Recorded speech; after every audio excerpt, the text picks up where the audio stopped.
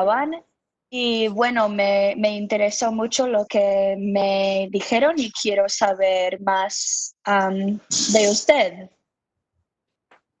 Placer. Eh, ¿Puede ser esta organización? Sí, Bueno, hola. sí.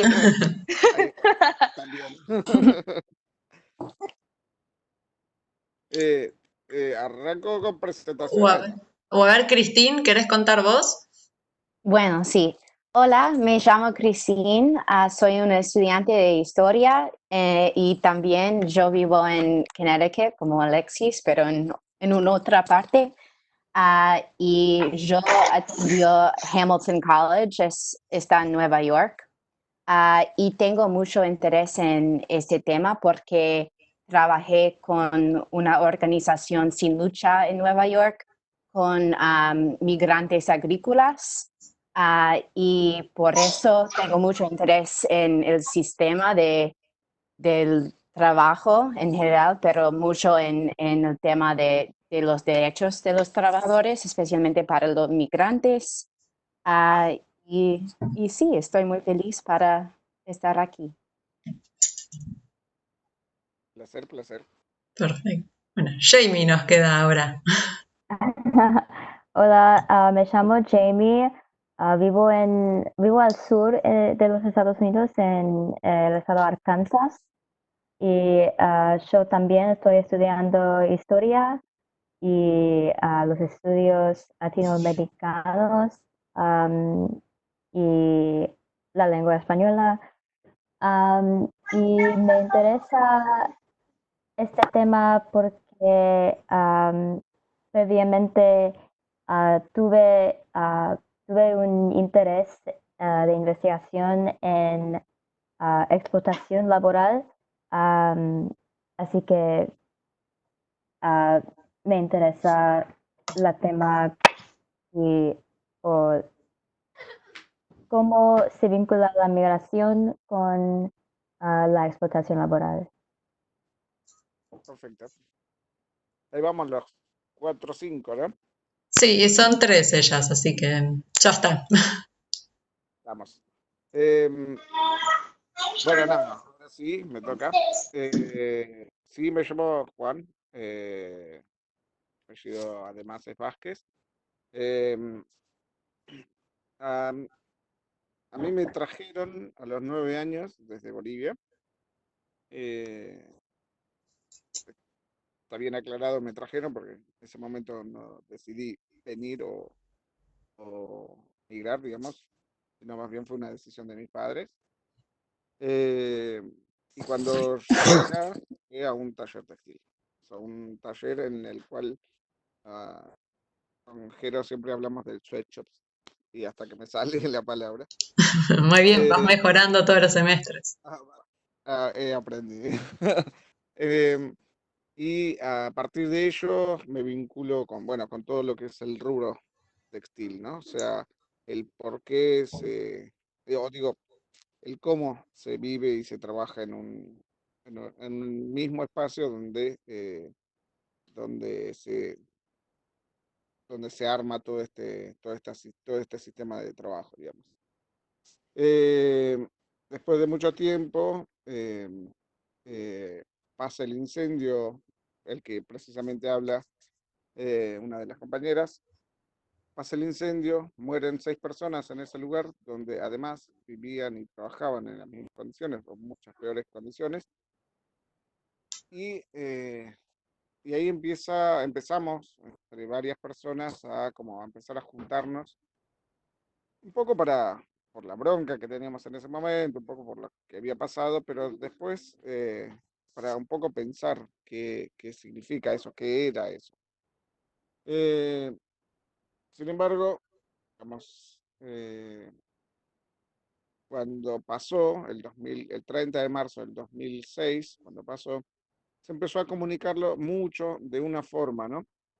Se hablaba sobre los talleres textiles, sobre los talleres clandestinos, sobre la esclavitud, o sea, el trabajo esclavo y cosas así. Se empezó a utilizar una forma de comunicación que, claro, funciona porque, digamos, alarma, Pero sin embargo, como forma de abordaje hacia las organizaciones sociales, o sea, desde las organizaciones eh, hacia los espacios, hacia los talleres textiles, no terminó funcionando. Eh, claro, ¿por qué? Porque, claro, yo mismo, estando trabajando en unas condiciones muy similares, estando viviendo en unas condiciones muy similares, yo, cuando hablaban sobre el trabajo esclavo, cuando hablaban sobre los talleres textiles, no me sentía interpelado, digamos, no me sentía parte de esa comunicación. Después de mucho tiempo lo terminamos de entender. Y lo terminamos de entender y lo pusimos y lo plasmamos en un par de libros que tenemos. Tiene que ver con un poco, bueno, nada, pasa el incendio, mueren estas 6 personas, es como hay una gran agitación social, eh, digamos, hay un montón de policías y bueno, los entes que controlan cómo se produce algo, allanando los talleres, digamos, yendo a los talleres, sacando a la gente y cosas así. Y, y entonces mucha de la gente que está trabajando empieza a manifestarse en las calles diciendo que paren con eso, ¿no? Que paren con eso, que nosotros, hay una frase que se llama, que dicen en ese momento, nosotros no somos esclavos, somos trabajadores. Claro, yo en ese momento miraba una cosa y decía, claro, no, yo no me siento esclavo, yo trabajo en unas condiciones similares, pero no me siento esclavo. Somos trabajadores tampoco me reunía porque era como que romantizaba, sí, esas condiciones, ¿no? O sea, y entonces no había un punto intermedio en el cual interpelara que esas condiciones no son buenas, pero tampoco son las que se pronunciaban, o por lo menos en la forma de abordaje. Entonces, cuando fuimos desarrollando ideas y todo demás, fuimos vinculándonos con muchos espacios adentro del mundo textil, o sea, personas que cosen, pero las costureras, empezamos a encontrarnos un montón de cosas, porque una de las primeras cosas que hicimos como ya colectivo, el colectivo se llama Simbiosis Cultural, fue armar una biblioteca boliviana, digamos, era como nuestra idea de de poder juntar mucha literatura boliviana. Y en la medida que íbamos juntando, porque nos costó mucho juntar, íbamos juntando libros escritos sobre Bolivia, investigaciones sobre bolivianos afuera, de bolivianos en Bolivia, pero no había de bolivianos extranjeros, en el extranjero. Hay muy poco registro. Entonces, ahí fue que decidimos empezar a escribir, a relatar lo que estaba pasando, lo que nos estaba pasando. Y ahí se armó la editorial Retazos, que lo que hicimos fueron libros artesanales con pedazos de tela que queda de la industria, digamos. ¿Por qué? Porque, claro, ahí mezclamos dos cosas que en ese momento nos interesaban mucho, que era un poco sobre la de generar registro de lo que nos estaba pasando y demás, y también vincularlo muy estrechamente con el mundo textil, digamos. Cuando empezamos a hacer eso, claro, es como empezás a desarrollar una inteligencia propia, digamos, ¿no? O sea, empezás a pensar, digamos, las cosas que van pasando, lo vas desarrollando, y es ahí donde eh, generamos un lazo comunicacional con mucha más gente de la que nosotros esperábamos. No solamente, digamos, artistas, perdón, gente que estudia a la migración boliviana, sino que también con muchos bolivianos que venimos veníamos trabajando por acá, digamos. Entonces, cuando empezamos a hacer eso, muchos costureros y costureras empiezan a conocernos y empiezan a, sí, mirá, no, bueno, mirá, yo hago esto, el otro, y conocimos mucho la movida hip hopera, por ejemplo. O sea, costureros que hacen hip hop eh, eh, también fotógrafos, o sea, costureros que son muy buenos fotógrafos, gente que escribe muy bien, incluso compañeros y compañeras en la diversidad sexual, digamos. O sea, costureros y costureras gays, por ejemplo, ¿no? Y después todas las, eh, todas las diferencias, todas las diversidades. En cada uno de ellos se encontraba un poquito de esas ganas de no ser solamente costurero, no ser solamente eso, sino que, claro, soy más cosas, digamos. No, mi vida no se enfrasca en ello. Sin embargo, trabajo y trabajo un montón de horas en ese espacio. Claro, eso nos dio una lectura muy clara en principio, claro, ¿por qué? Por eso nosotros no nos sentíamos parte de esa comunicación que hablaba sobre trabajo esclavo o sobre esclavos en la industria textil.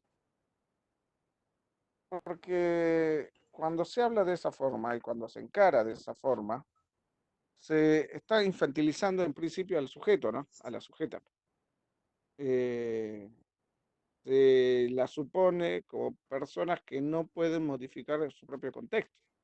Sin embargo, recuerdo muy bien, por ejemplo, los hip hoperos tenían un taller textil en su casa, como todos, y habían dejado un espacio del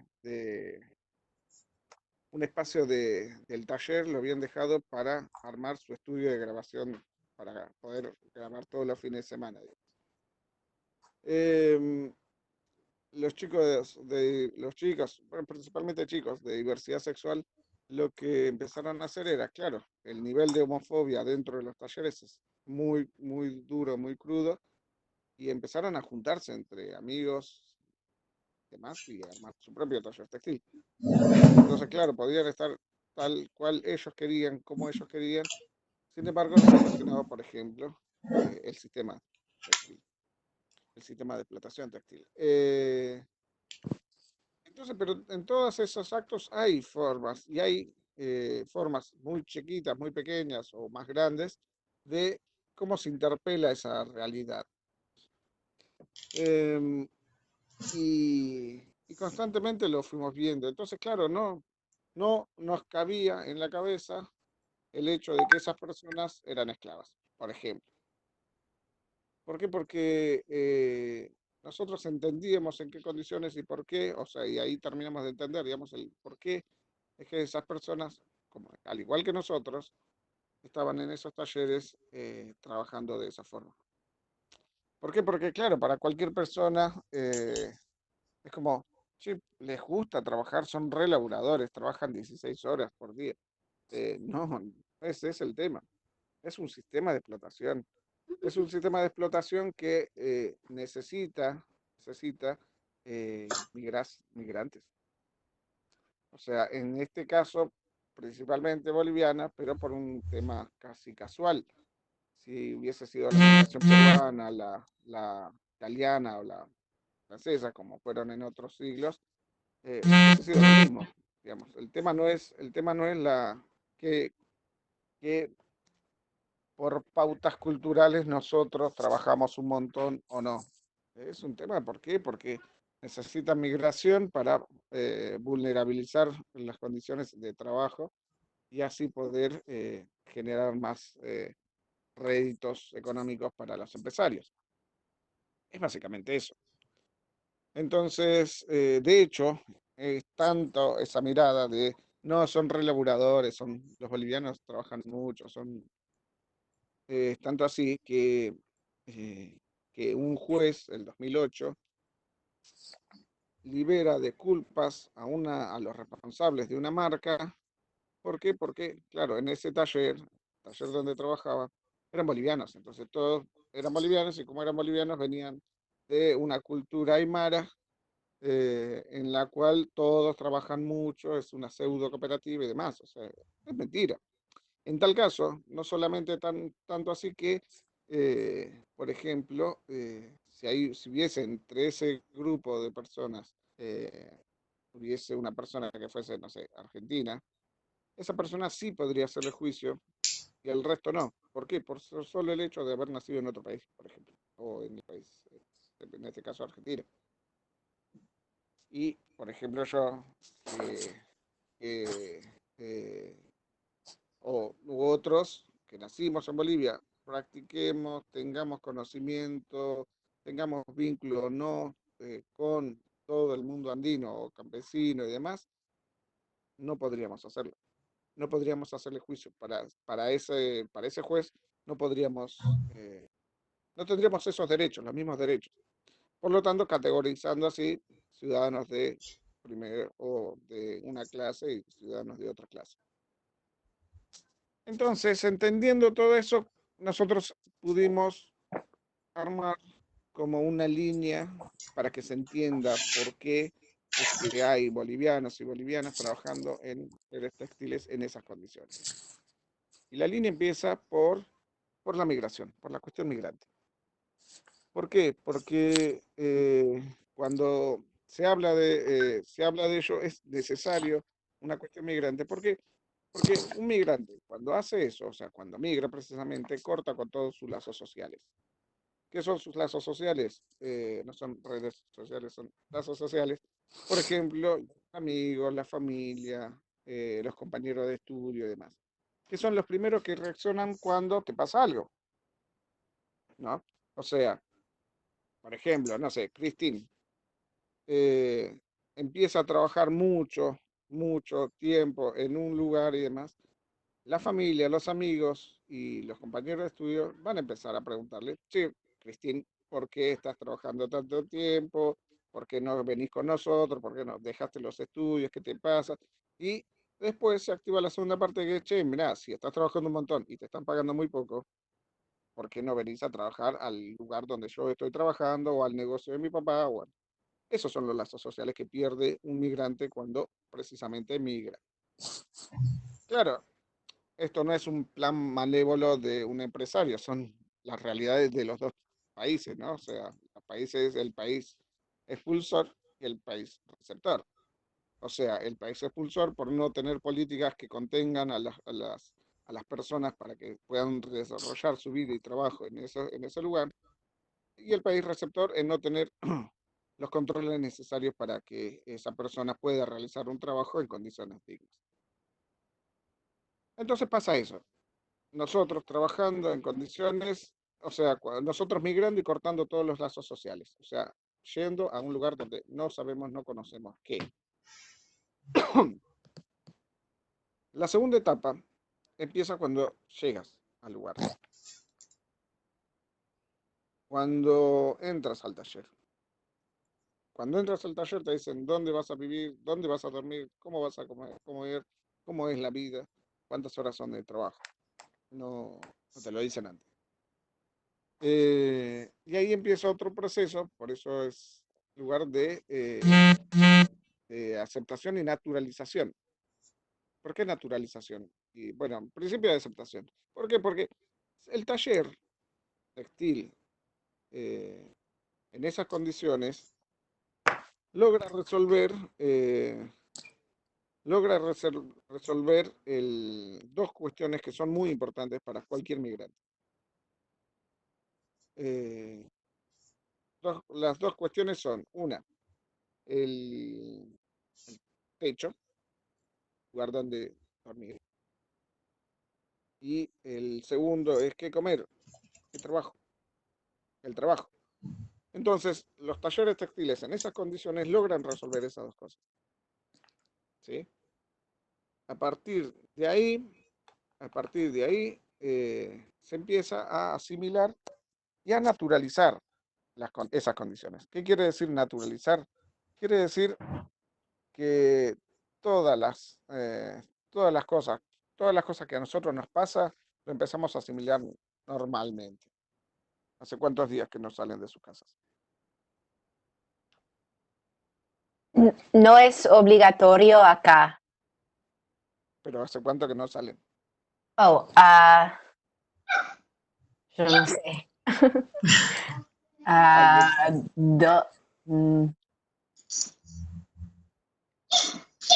2 semanas. 2 semanas. ¿Vos, Alex? 3. Bueno, he salido para casi cada día para ir al supermercado, pero solo al supermercado. Así que yo diría básicamente 2 semanas también o más. Eso no es normal ni natural. En nuestra vida, venimos haciendo enlazos sociales, encontrándonos en la plaza, yendo a tomar un café, más eso no es normal y natural. Entonces, ahora que a nosotros no nos produce un cuestionamiento, o sea, no nos produce, che, la verdad que no me gusta, no quiero hacerlo, no quiero hacerlo. Ese no cuestionamiento es la naturalización. ¿Se entiende? O sea, no quiere decir que esté mal o está bien. No quiere decir que está mal o está bien. O sea, porque de hecho ustedes cuando se están quedando en su casa se están cuidando. Entonces no hay un valor positivo o negativo de esa naturalización. Es una naturalización. Se está poniendo en condiciones nuevas, distintas, como algo que pasa normalmente. Esa es la naturalización. Otro ejemplo que siempre doy es cuántas personas ves en la calle, durmiendo en la calle. Y cuando lo empezás, la primera vez te agarra cosas, la segunda vez ya no te agarra tantas cosas, digamos, no sentís tanto, y la cuarta, quinta, sexta vez ya lo pasás de largo porque es parte del paisaje. Esa es la naturalización. Bueno, exactamente lo mismo pasa en los talleres textiles. Bueno, me levanto a tal hora, a trabajar de tal forma, se trabaja de esa forma y se cobra de esa forma y demás. Entonces esa naturalización, sumado a todo el sistema comunicacional adentro de los talleres bolivianos, más todo.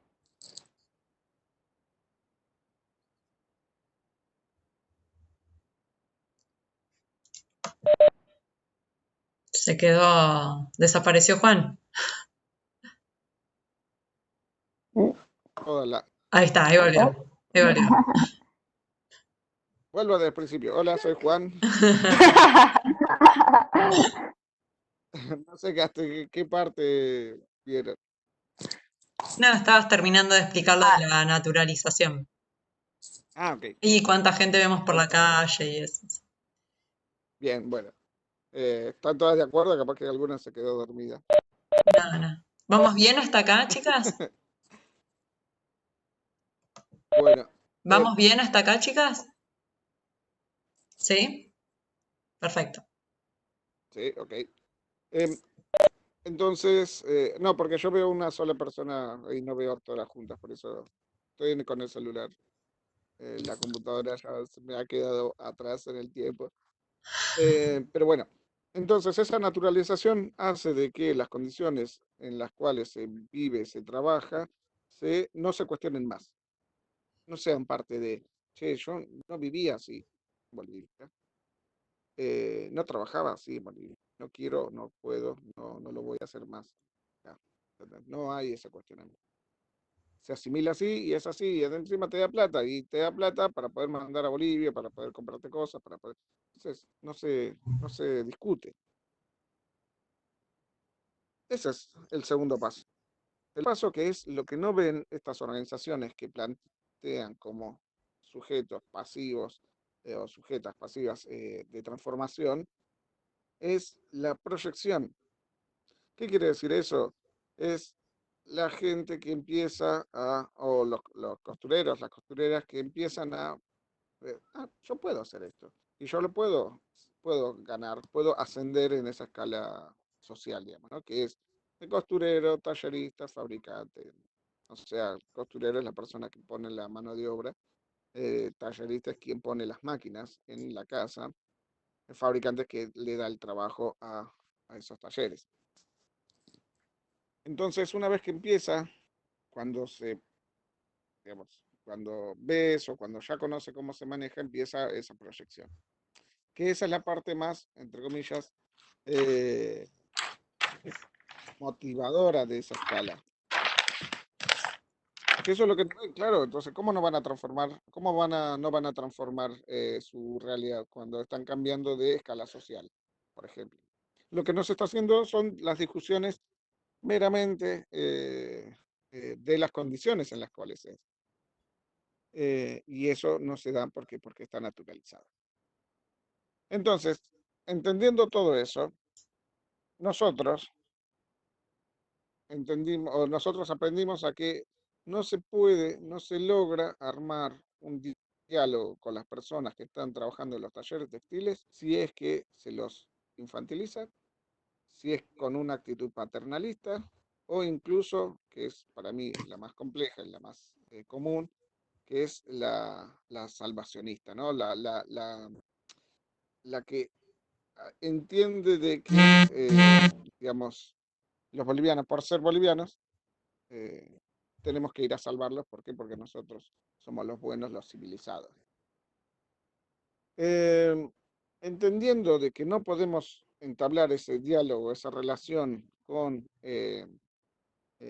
los costureros y las costureras, entonces decidimos hacerlo en el más llano y en el más, digamos, de compañeros. O sea, eh, ellos y nosotros ponemos a trabajar en el mismo espacio, en el mismo lugar, para así, en una forma más, ¿cómo te puedo decir? Más colectiva, si es que es la palabra, poder buscar pequeñas rendijas donde poder empezar a trabajar para poder cambiar esas condiciones y mejorarlas, obvio. En medio de eso pasa el incendio, otro incendio, el 27 de abril del 2015, y mueren otros 2 niños en ese incendio. Y a partir de eso, la comunicación ya definitivamente cambió. ¿Por qué? Porque, claro, salimos nosotros, los costureros, las costureras, a hablar de que, che, mirá que cerrando los talleres y demás no modifica nada. Lo único que se modifica es el espacio físico, digamos. O sea, se va más para lugares más recónditos. Eh, y bueno, logramos de que en principio la voz de los costureros y costureras se ha escuchado. Y a partir de ello también asumimos el hecho de salir a hablar sobre este sistema textil y demás, y empezar a encarar una forma de cómo cambiarlo, cómo mejorarlo, cómo modificarlo. A nivel estructural, o sea, a niveles grandes, digamos, no un taller, una cooperativa y demás. Entonces, por eso armamos una cooperativa para hacer nuestro pequeño ensayo de, em, para hacer nuestro pequeño ensayo para ver hasta dónde realmente se puede modificar y si plantear lo que nosotros estamos planteando es potable o no. Y bueno, y en este lugar lo fuimos haciendo, probando, errando mucho, corrigiéndolo, volviéndolo a hacer y demás. Hace 4 años, 5 años ya que lo venimos haciendo, y la verdad que el crecimiento fue bastante bueno, entendiendo la situación económica del país. Eh, Argentina tuvo como presidente a Macri, eso no fue nada, pero nada bueno. Y, y, y además teniendo un nivel, a ver, lo que más quisimos hacer nosotros es armar una estructura que permita que más talleres y demás se vayan encontrando en los distintos espacios para mejorar esas condiciones. Pero lo teníamos que mostrar, no lo podíamos contar, decir, che, mira, así me parece que funciona porque lo van a hacer, digamos. Entonces, sí, che, mira, acá no funcionó. Ahora, con vos, ¿cómo lo podemos hacer? Ese es el plan. Entonces, nada, eso lo venimos haciendo hace ya 4 o 5 años, repito, con un presidente como Macri, que es peor que Bush, no sé si hay alguien, de Bush, perdón, de Trump, eh, porque lo veníamos haciendo con un presidente como ese, y bueno, y hoy por hoy nos pone en esta situación, bueno, lo que está pasando a nivel mundial. Sin embargo, estamos creciendo a un nivel exponencial, ¿no? ¿Por qué? Porque estamos ayudando, digamos, ante esta crisis en la producción de materiales sanitarios para mucha gente, y la verdad que muchos compañeros y compañeras estamos haciendo los esfuerzos necesarios para dar respuesta a ello, entendiendo de que primero es una cuestión de seguridad y de sanidad nacional. Y segundo, de que este rol que siempre fue ninguneado, el de coser, hoy por hoy es vital para el cuidado de mucha gente en el país y hasta parte en el mundo. Entonces, nada, entendiendo eso, somos, y bueno, es un poco, en 10 minutos, como me pidió María, es lo que venimos haciendo, lo que venimos desarrollando. A la par de, y tiene como un punto, un paréntesis, el tema de la cuestión migrante. ¿Por qué? Porque no solamente cuando hablamos de el poder de decisión lo tenemos nosotros, las costureras, eso habla sobre un sujeto, una sujeta político costurera. A la par, nosotros fuimos desarrollando lo que era el sujeta política migrante, que tiene que ver con las políticas migratorias que venía teniendo Macri. Cuando nos empezamos a plantear eso, el 2018, lo que hicimos fue, 2017, perdón, lo que hicimos fue el primer paro migrante. ¿Qué quiere decir eso? Nosotros como migrantes definimos, eh, definimos que todos los vínculos que tenemos con el mundo con el mundo laboral hace que gran parte de Argentina funcione. Y eso quiere decir, por ejemplo, más del 80% de la industria textil está en manos migrantes, más del 95% de la industria hortícola está en manos migrantes, el 80%, así hay un montón de industrias que que se sostienen gracias a la mano migrante. Y además gracias a la precarización de la mano migrante.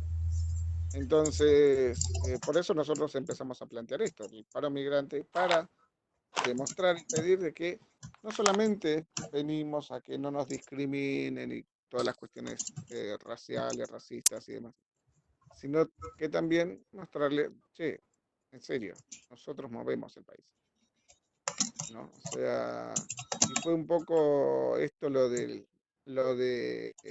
Días Mexicanos, esa película que ustedes lo habrán visto, o lo mismo que, que demostraron las compañeras cuando hicieron el paro internacional de mujeres. Che, nosotros somos sujetos y sujetas activas de la realidad cotidiana. No tienen formas de invisibilizarnos. Y en tal caso nosotros vamos a hacer cosas para visibilizarlo.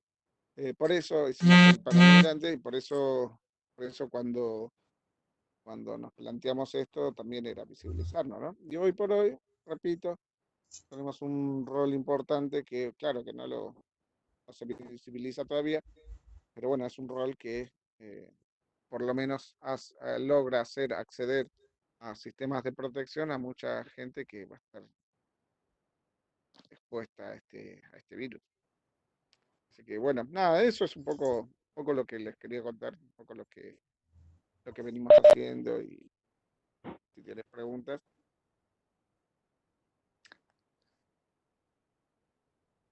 Hola. Yo tengo una pregunta. ¿Cómo está pasando con los trabajadores ahora en esa crisis, esta pandemia? ¿Trabajan o no? Toda la industria textil se está volcando a la producción de sistemas de protección sanitaria, o sea, barbijos, camisolines, toda la industria textil se está volcando a ello. O sea, estamos mostrando de que el trabajo en los talleres textiles hoy por hoy salva vidas, o por lo menos las protege.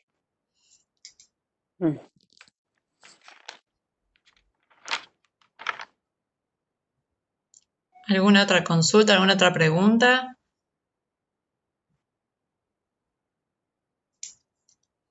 No estoy. ¿Me escuchan? Sí, sí. Vale. Sí. Tengo una pregunta que tiene yo diría, implicaciones más grandes porque he visto en las noticias algo que se llama en inglés fast fashion. Creo que en español sería como la moda Moda rápida. rápida.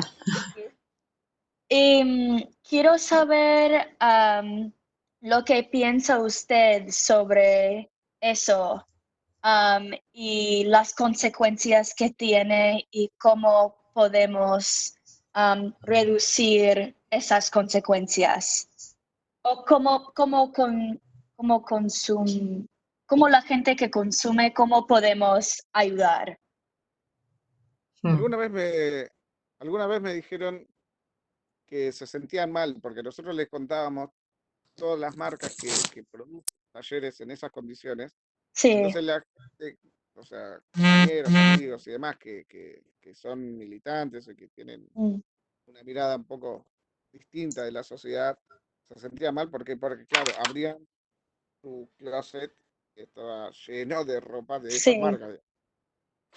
Eh, y la verdad que no, es difícil plantearse así. Hay sistemas de producción distintos, marcas que tienen sistemas de producción distintos, pero no al volumen como para acceder, que todos puedan acceder. sí, Y lamentablemente no a la calidad también. Y esto es una discusión muy fuerte hacia dentro del mundo cooperativo, porque nada, es algo que hay que resolver, que hay que hacer y demás. Entonces nosotros decidimos no dar esa discusión, porque esa discusión es la número, ponele, 3 o 4. Hay una discusión mucho más importante que es la discusión sobre el sistema de producción textil en general, que tiene que ver con la organización de los costureros y las costureras. O sea, no importa a qué marca, lo importante es que nosotros podamos organizarnos como para que esas marcas no solamente produzcan en lugares en condiciones, sino que además el Estado mismo obligue a esas marcas a demostrar dónde lo están haciendo y cómo lo están haciendo.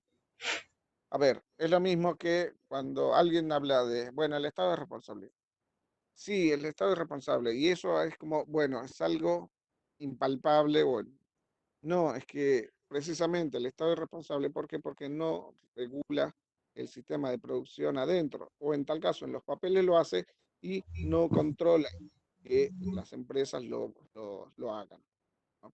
Entonces, a niveles masivos, en niveles muy grandes, no hay forma de generar un comercio paralelo que pueda salvar eso si no hay intervención del Estado, si no hay organización de costureros y si no. Entonces, sí, hay, digamos, mercados paralelos muy chicos, cosas que están muy buenas para ir y consumir desde allí y demás, pero nosotros estamos pensando a un nivel macro, ¿no? O sea, cuando estamos hablando de la industria textil, estamos hablando de más o menos, más o menos 300.000 personas en, en toda Argentina. Entonces, creo que es parte de lo que tenemos que hacernos cargos, responsables, de que esa modificación estamos armando, estamos pensando para ese nivel de personas. O sea, obviamente no una, no dos, no tres, cuatro personas, sino más bien de cómo nosotros podemos generar organización de costureros y costureras como para que después vayan generando las modificaciones necesarias y exigiendo al Estado que se haga cargo de esas regulaciones o controles hacia las marcas. ¿Se entiende más o menos? Ahí va. gracias. Gracias, Flor.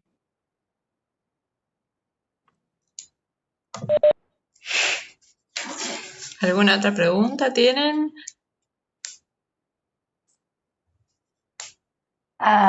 Yo tengo una pregunta. ¿Qué es la opinión de simbiosis cultural en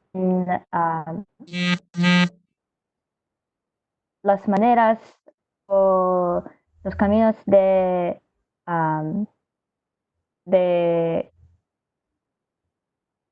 los migrantes tomando control de producción de los marcos de los dueños. No sé si tiene sentido mi pregunta.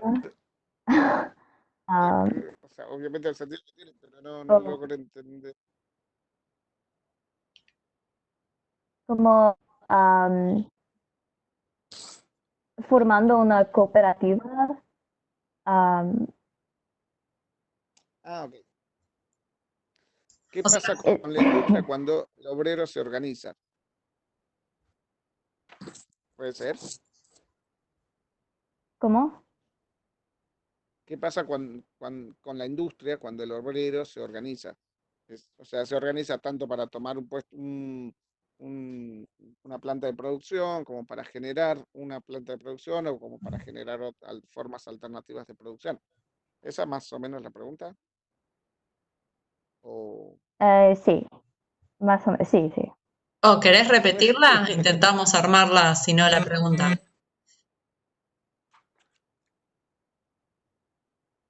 Jamie, ¿querés repetir la pregunta? ¿O querés repetir la pregunta?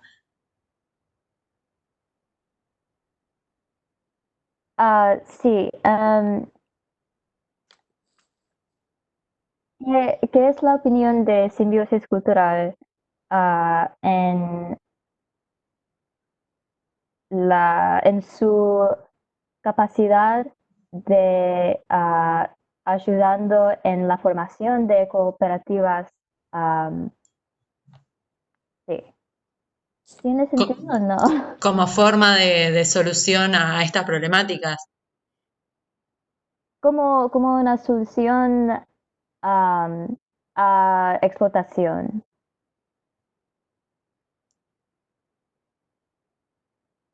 em, yo creo que si, digamos, nosotros le estamos apostando 100% a ello. No solamente a reconocernos como trabajadores y trabajadoras, sino también como sujetos migrantes. Eh, Sin embargo, obviamente entendemos de que no es un proceso rápido ni fácil. Sin embargo, yo creo que se tiene la capacidad. El tema es que se tiene la capacidad y como se tiene naturalizadas ciertas condiciones, se reproducen esas condiciones. Entonces, cuando se reproducen esas condiciones, esa modificación son más lentas, ¿no? Esas modificaciones son más lentas. ¿Por qué? Porque, claro, ganan plata, quieren tener más plata, como entre comillas lo normal. Entonces, nosotros tratando de generar un espacio que dé respuesta a la industria, porque es eso, digamos. Si nosotros de la cooperativa hiciéramos ropa que fuera para, no sé, 1000 personas, tendríamos que ser una cooperativa muy chica por el nivel de producción y por el nivel de ganancia que tendríamos. Nosotros le apostamos a siempre ser más. ¿Por qué? Porque al poder ser más, tenés que trabajar con la industria y la industria mismo responde a ese nivel de organización. Y además nosotros garantizamos más trabajo para más gente. Entonces el tema no es, va a llegar la discusión en, che, ¿por qué no podemos trabajar mucha menos cantidad de horas? Sí, eso va a llegar. El tema es que nosotros, primero, lo que tenemos que consolidar es un espacio fuerte de trabajo en el cual se politice, como para llegar a esa discusión en la cual yo no quiero trabajar 8 horas, quiero trabajar 6 horas. ¿Se entiende? O sea, no hay forma de llegar a eso sin un nivel de politización. Y no hay forma de llegar a ese nivel de politización en niveles macro si no hay una forma de sostenimiento de esa discusión. Porque si no termina siendo siempre una discusión aislada de personas idealistas y demás que no termina llegando a una realidad, digamos, concreta para mucha gente. Se puede hacer una cooperativa donde todos trabajen 6 horas, donde todos puedan cobrar bien y demás, pero son 5 o 6 personas, son más. Entonces, en este rubro principalmente, ¿no?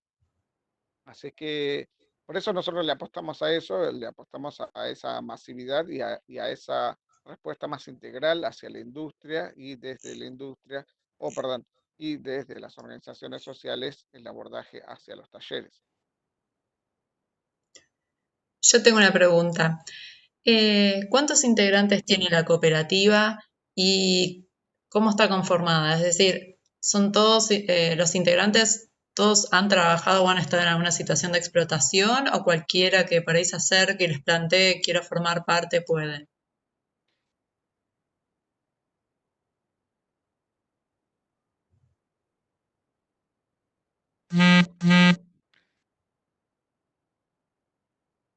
¿Se escuchó mi La pregunta? última parte no la escuché, pero entiendo para dónde.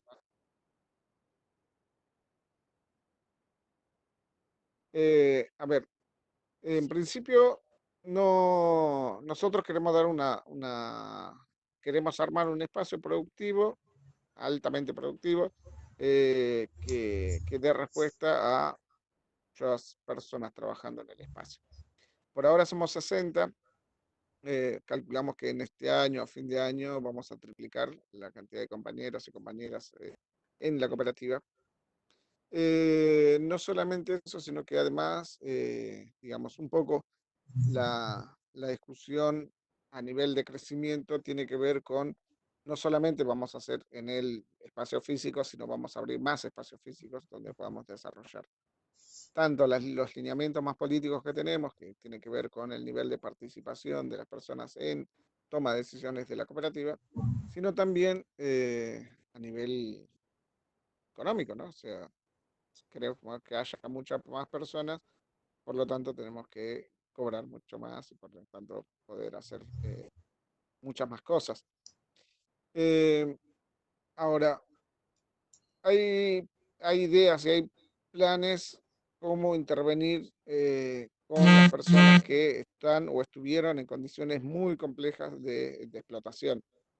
Eh, pero no lo vamos a poder hacer hasta que podamos consolidar el espacio, poder hacer de que el espacio Claro. trabaje y tenga los mecanismos suficientes como para abordar ese tema.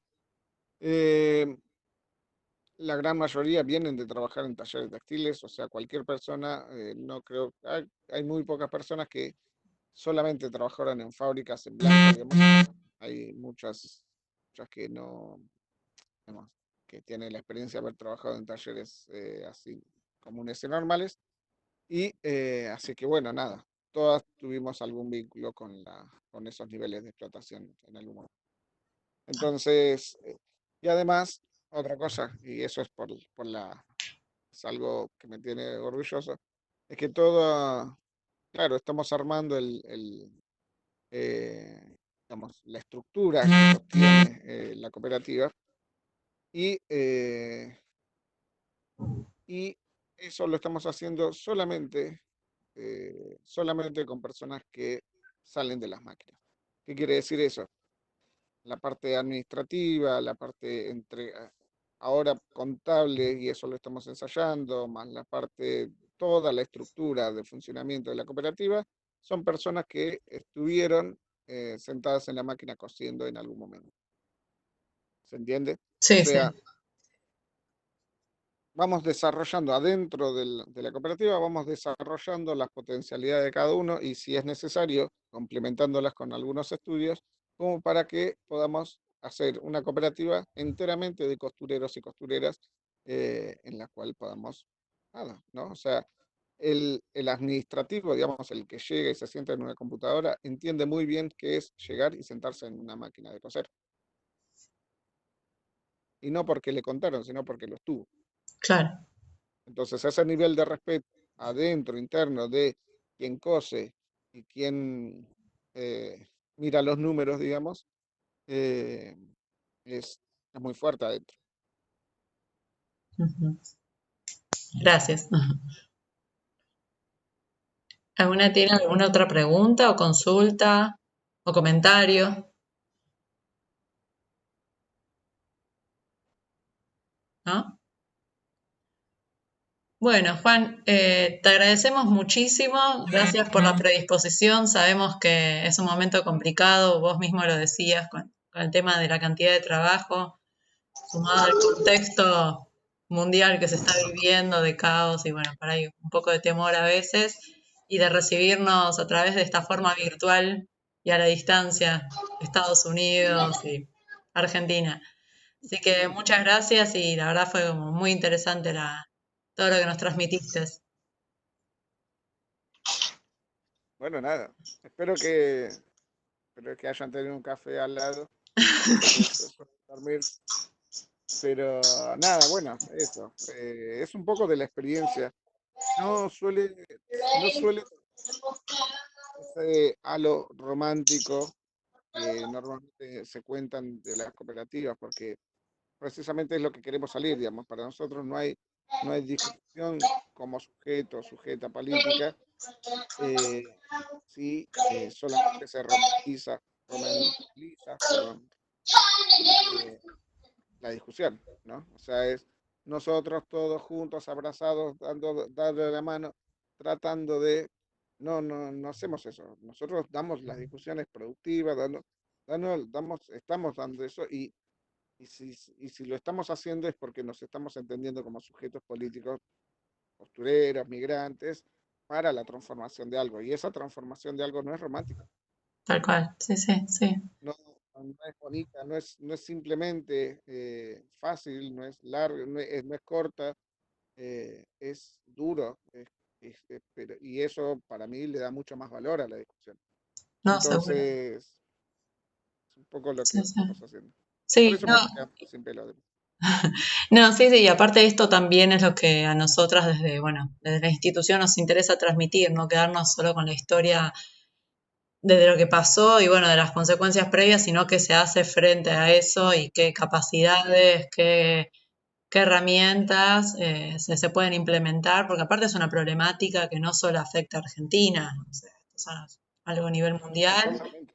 y que se puedan utilizar estas estrategias también para ir compartiendo experiencias y ustedes quizás desde Estados Unidos, si conocen situaciones así, colaborar o ayudar, me parece que es muy interesante. Quedarnos con la parte de lucha y resistencia frente a esta situación. Unos dólares no nos caerían mal tampoco. Así que bueno, muchísimas gracias Juan, te dejamos calculo que almorzar, no sé si te interrumpimos justo en este momento.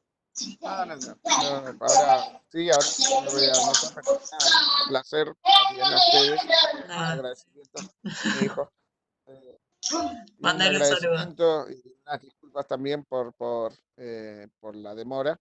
No, no, no hay Así problema. que placer, bueno, cuando necesiten, quieran, estamos ahí a Nada. disposición. Buenísimo, bueno, Muchas muchas gracias. gracias. Bueno, muchas gracias a ustedes también, chicas. Gracias por esperar un ratito más. Gracias. Chau, chau. Adiós. Chao. Pero,